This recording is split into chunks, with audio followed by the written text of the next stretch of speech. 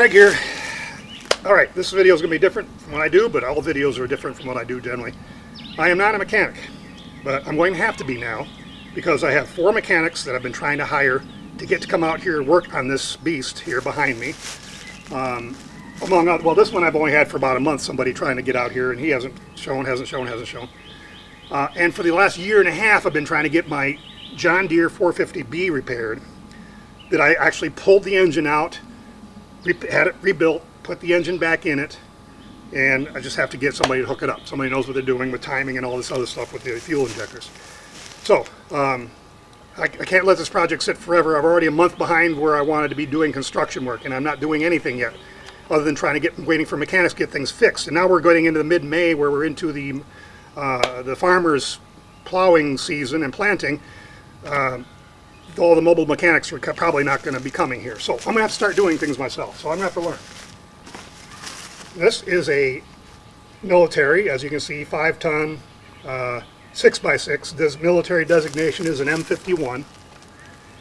It's made by Mack. It's made in 1955. 1955 Mack. Straight 6, fuel injected gasoline, or MoGas if you're old enough to know what the hell I'm talking about. So I don't know enough about engines, but I'm going to have to figure it out. And it's been sitting here for 18 years. This tree kind of tells the story. More than 18 years probably. I've had it for about 25 years. The tree growing around the fender here, it's not totally attached because in a heavy wind I can hear it creaking. So it's not actually quite connected, but it's close to it. Anyway, I'm going to see if I can get this thing going. So, first thing, and make your negative comments in the comments section if you're a mechanic, or if you're a mechanic, maybe help me out, make some comments. First thing I think I need to do is to see if the engine is seized. Because if the engine is seized, this might be a short video, I may end up scrapping it. I don't know. But if the engine's not seized, if I can get it to crank, then I am going to save it, I think. So that's my first step. So what I'm going to do is I'm going to take the batteries out of my F800. They're half the size of these batteries, but there is 2 of them, so I can hook them up in series from a 12-volt system to a 24-volt system. And with a combination of my fleet charger and a generator, I should be able to get enough juice to get this thing cranking at least. If it does crank, if I can get that engine to turn over, I am probably going to save it. And if that's the case, I'm going to go this next week. I'm going to have to start doing this now because I knew this show was coming up. The Finlay Military Vehicle Show, which I've been a vendor at for the last several years. I'm not a vendor this year, but I'm going to go and network with other dealers and also people who own these machines and try to determine what I should be doing in my next step to get this thing going.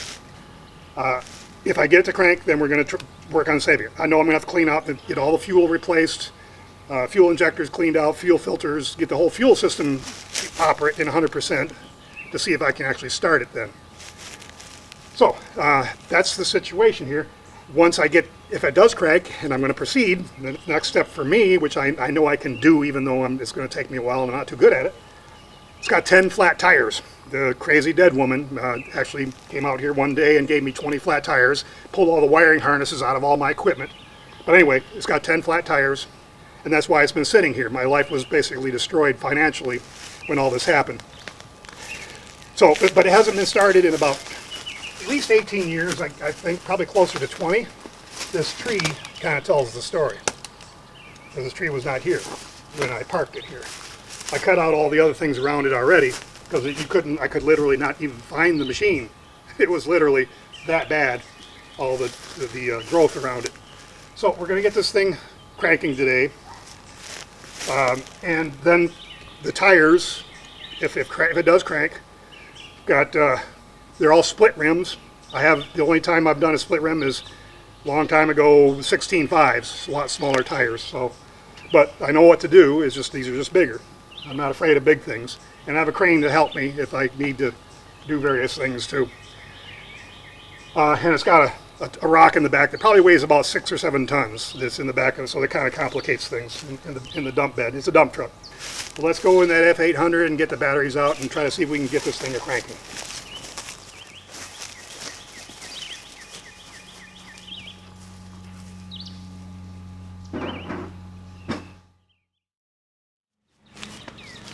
Okay, fast forward to a couple days later.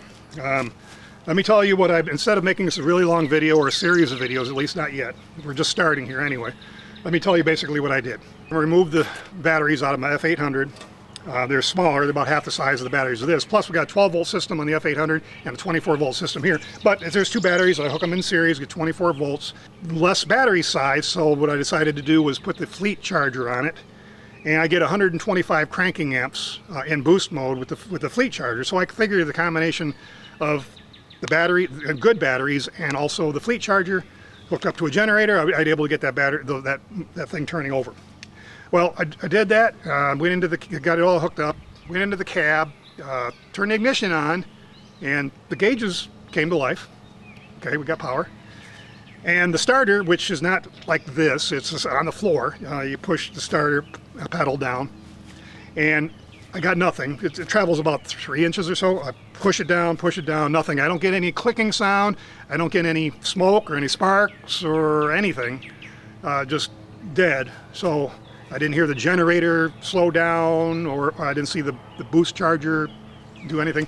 So I'm not getting electrical contact somewhere. So okay, screw that. I wasn't able to do that. So let me get that engine to crank over manually with the. And so that's why I couldn't find my strap wrench. A lot of my tools got stolen long ago, and I had a strap wrench. But anyway, I had to go out and buy another strap wrench. What I wanted to do was get the strap wrench on the end of the harmonic balancer. There just wasn't enough leverage in there, enough room to work with, and I couldn't get a pipe on the end of this either for more leverage, and the belt was slipping, and I was able to get it to move about 1 inch. I put a mark on the harmonic balancer so I could see where I was going, and I was able to get it move 1 inch, back and forth 1 inch with a lot of difficulty. I think I keep flipping this thing around, it's hard to get it threaded on. So I was able to get it to move a little bit, so that's a real good sign. It looks like it's not seized, we're goody-goody, but I want to be able to get that thing moving all over. And this was very cumbersome, even though I figured that was the best thing to do.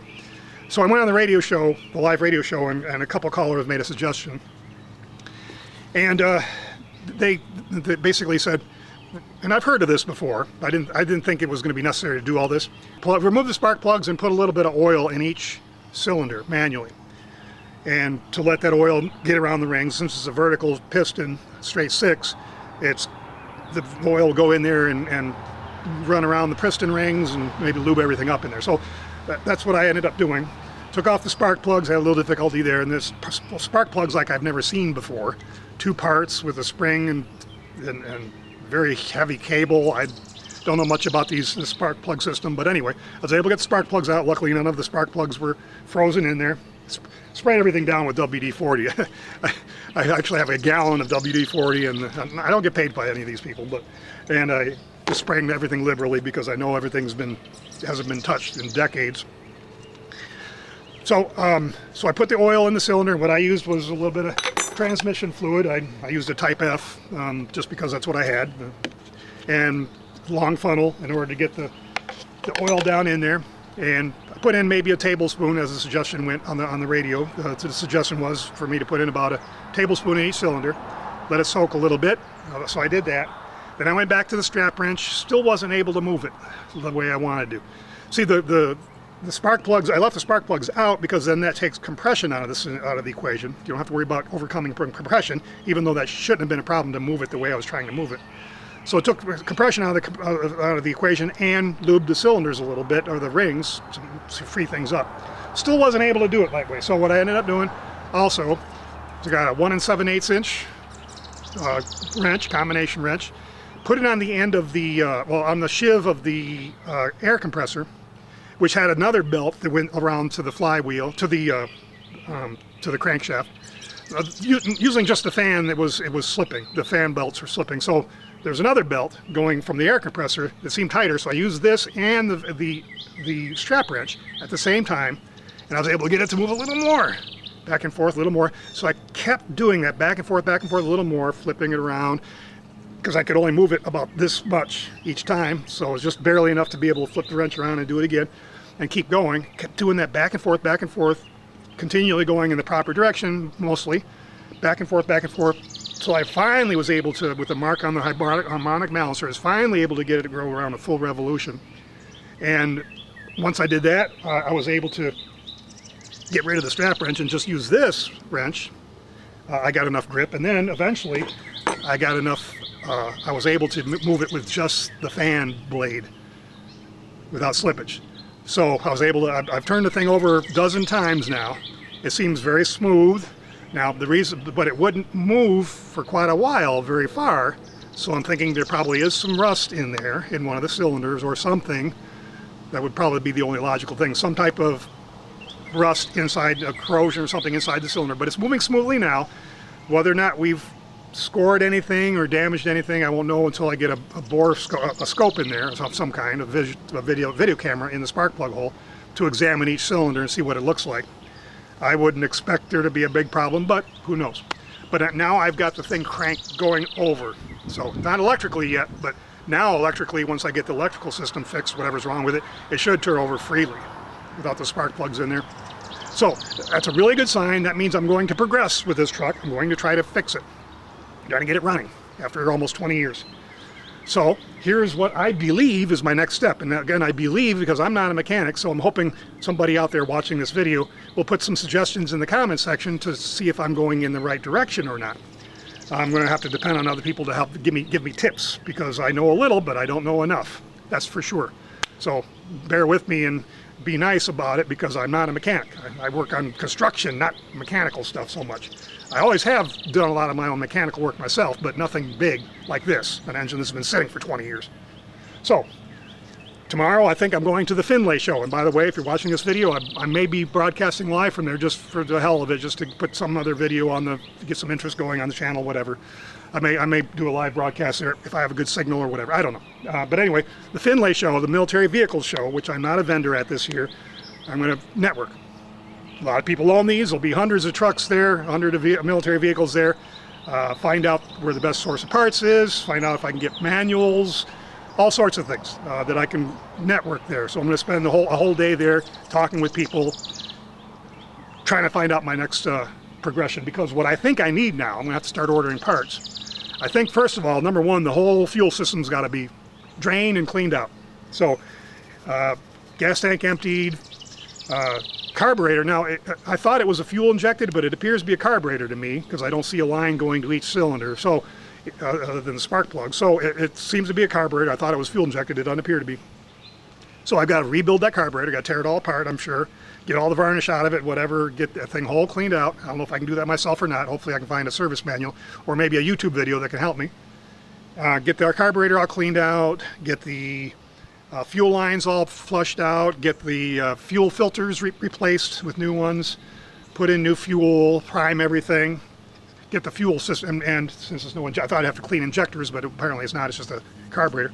So get everything cleaned out for the fuel system. That's number one. Number two, of course, is the electrical problem with the starter. Find out why it's not engaging the starter motor. Maybe I got a bad starter. And let's see. After that, all new belts, hoses, wires, anything else that looks like it's deteriorated from sitting for more than for about 2 decades. We're going to get this thing running and working, because I really do need it. One of the things I always use this truck for, not only as a dump truck, which it is, but sometimes I've got my crawler loader stuck sometimes, even though it's got tracks. And I've got this stuck sometimes. And the two of them together, one of them that isn't stuck can get the other one out. And that's always been my experience, to have something around that can get you unstuck from another situation. So right now, neither one of them are running, so I'm afraid to move my digger derrick around, because that's only got a two-wheel drive, basically, for dually in the back. That's it. And plus it's tipsy, and it's not meant for off-road so much like this is, or my crawler loader. So I need these machines working again. At very least, even if I was going to scrap this, I'd have to get it out of here if I'm going to scrap it, so I'll have to move it. So, my next, so anyway, I need this truck running. Either that or get rid of it and get something else that can help me. And I don't have the money for that. The next task also that I'll be able to start doing myself, I know I can do this myself, I'm pretty sure I can do it myself, is it needs 10 new tires. Either that or repair the 10 tires I have. They're obviously old. The truck's only going to be off-road, so I'm not that concerned about the little bit of cracking and rot I see. But maybe I got the money to buy new tires, maybe not. 10 new tires, probably going to run me several $1,000s, tubes and tires. But I also might, since I'm going to the trouble, if I'm going to go to that trouble, instead of patching them, which I could do, I know what's wrong with them. The crazy woman had somebody drill a hole through the side of each tire. all 10 tires. I got a good spare, but I got a hole in the side of 10 tires. Now, being off-road and being a tube type, and I can patch the tires. I'm pretty sure I can do that. Whether or not the tires are good enough to last very long, being that they're probably 25 or 30 years old, I don't know. So I may be buying new tires. And if I do, I'm also going to consider, and this is a networking thing tomorrow, or Saturday, whichever day I decide to go there to the Findlay show, decide whether I want to convert over to 6 wheels instead of 10 wheels. Because a lot of people that own these machines, they don't do it at the military show because they want them original. But hopefully people will know whether it's worth it to go to 6 wheels instead of 10. That's something I got to investigate. So, thanks everybody for watching this far. Comment below, and maybe we'll see you at the Findlay show. So long.